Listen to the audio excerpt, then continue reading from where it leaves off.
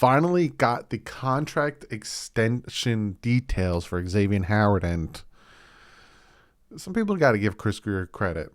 Oh, one more thing. Hey, Owen, what's up, bud?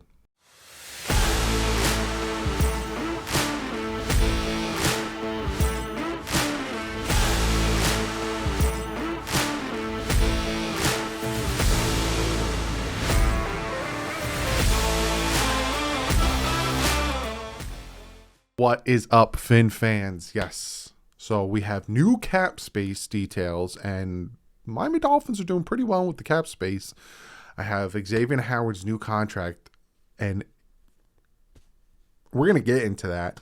And if you were wondering why I said hi to Owen, his dad posted a video of him dancing to the intro, and I thought it was the coolest thing ever, so I just wanted to say hi to Owen. And I hope I made his day saying hey to him, seeing me on the big screen. Before we jump into that, I do have to shout out some new members. And Toby Helm, thank you guys so much for being members. If you want to join the membership, it's the join button next to the subscribe button. If you want to become a patron, and I posted the very first episode of essentially helping you guys do this. If you guys want to do this, if you guys want to start a podcast, not even about the Dolphins, if you want to do any football team, anything, episode 1 of that series that I'm doing is up on the Patreon. So that's linked in the description. So let's jump into this, and we're going to talk about numbers, some cap numbers, and talk about Xavier Howard's contract, because this thing is redonkulously good. I think it's good in my aspect, but let's, I'm going to bring myself down. And you can see right here, Miami Dolphins are sitting at $21.8 million in cap space. They are 4th in the NFL in cap space. If you remember last time, they were down here around like 15, 16, maybe even lower in cap space. Now they're all the way up here, 4th in cap space, after restructuring Xavier Howard's contract and trading Devontae Parker to the Patriots. And that was for, we sent them our 5th, just to clarify that. We sent them our 5th, they gave us a 3rd. So this year's draft, we have a 3rd, a 4th, a 6th, and a 7th. So I have only 4 picks, but I just want to get some clarity on that. So yeah, we're sitting 4th in cap space right now with $21.8 million. Colts, Saints, and Panthers are the ones that have more money than us right now. So that's pretty cool. So we're going to be looking at Xavier Howard's new contract. It's essentially 5 years, $90 million, 17.1 signing bonus. And that is what I wanted to see, is how much of his contract was a signing bonus.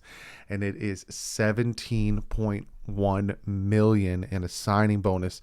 His average salary is around $18 million. Guaranteed at signing was $36.3 million. And this is what I wanted to see right here. So we have him under contract this year for only $8 million. Look at what it was right here. This is what it was, $16 million. So we saved about $8 million redoing his contract, and we are now sitting at $8.2 million. Next year, it's going to go up $24.3 million, hefty. And then after that, they can cut him and save $12 million. So it's a 2-year contract. 2-year contract. He signed a 5-year extension or a 3-year extension because there was 2 years left. 2-year extension, my apologies. He signed a 2-year extension because there was 2 more years left.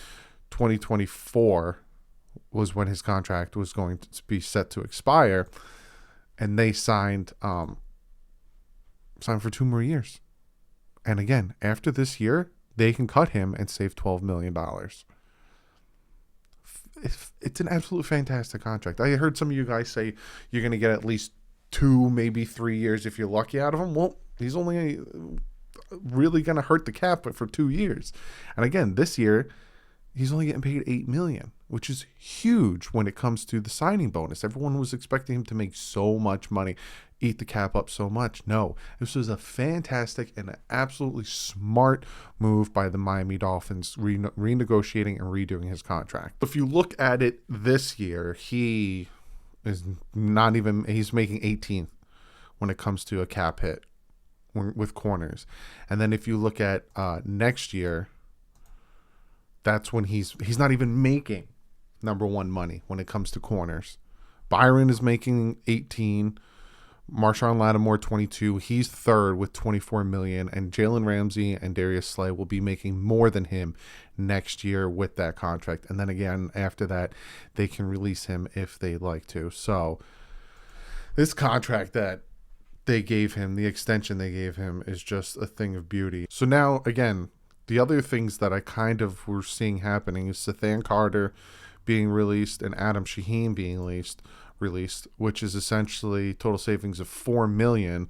If you go back to how much the Dolphins have now, go up to about $25 million, which would put the Dolphins about third. So the only reason I see them getting rid of Xavien Carter and Adam Shaheen is because of how many fullback. Well, Xavien Carter was more of a fullback / tight end, and with Alec Ingold, I don't see him really making the team with that position. Adam Shaheen, I could probably see him making the roster or staying, but they probably want to get Hunter Long in there a little bit. But maybe for depth, they keep Adam Shaheen, especially with the style of run game that they have going on there. But again, the contract extension that the Dolphins did with Xavier Howard is just incredibly smart. I know a lot of people looked at the amount of money he was getting. A lot of people were looking at the amount of money he's getting every year and thinking they overpaid him. The fact that it's essentially a 2-year contract and they could save $12 million releasing him after 2023 is just smart. It's just really smart. He's getting up there in age. He is now 28 years old, so they can release him at 30. They can release him at 30 and save money and save a ton of money. And then even if they stick with him, they can release him in 2025 and save $14 million. So it's a very, very, very smart contract. That's the thing that Chris Grier's been doing, right? We see Chris Grier going out being aggressive, and that's the thing. And this is why I do what I do, right? This is why this season I've been doing this, where I minimize myself and we go over the contract details. For some, it might be boring, but some of you guys asked me to do this because you want to see, okay, I'm hearing these numbers. I'm hearing 5 years, 90 million, 36.3 million guaranteed. I'm hearing he's going to be paid the most guaranteed for a corner and so many years. And oh my God, how can we afford this? And da da da da. And then you hear other teams' fans say, I can't believe the Dolphins gave Xavier Howard so much money. How can they afford that when they only have $7 million in cap space and blah, blah, blah, blah, blah. That's why I make these videos, is so you can see the details in it and so you can see and understand how these contracts are structured and negotiated and how it really does benefit the team to restructure these types of players, especially Xavier Howard, right? He gets his money. He's got his $17 million in the signing bonus. That's going in his pocket. His pen hits the paper. He gets that $17,115,000 in his bank account. That's yours. And then over the next 2 years, he will make $32 million, give or take. And then the Dolphins can release him, but he still will get the rest of his money that's owed to him. So it's a smart move. So again, people see this, people see the cap space, people see all that stuff, and they get, oh, why so much money? And oh my God, this and oh my that. But when you sit back and look at the contract of Cedric Wilson, Emmanuel Ogbah, Teron Armstead, all of these guys that we signed that you think, why would they pay them that much? They're not. They're really not, because they structured it well. Look, you play well and we want to keep you, we have you under contract. Say Xavier Howard balls out, right? I'm not saying he will, I'm not saying he won't. But say for the next 2 years, the man averages 8 interceptions a year. All of a sudden we're like, all right, well, we're not going to release you then. You're taking $1 million pay cut from 2023 to 2024, so we won't release you. We'll keep you under the books. And then does really well again for some reason at the age of 30, balls out again. All right, well, you're going from making $23 million to $20 million in 2025. We're just going to keep you on the books. And then he has a big slouch at the age of 30, 31. All right, we're going to cut you, because you're due to make $21.6 million, but if we cut you, it's only a dead cap of $3.4 million, so we save about $18 million. It's smart. These contracts are smart. again, everyone looks at the paper and looks at the sheet where people were tweeting out like, oh my God, look at what the Dolphins were doing. They're throwing money at this guy and that guy. And they don't talk about the contracts. They don't talk about the things that are going on in the contracts. They don't talk about the outs and all that stuff. You just see guarantees, years, totals.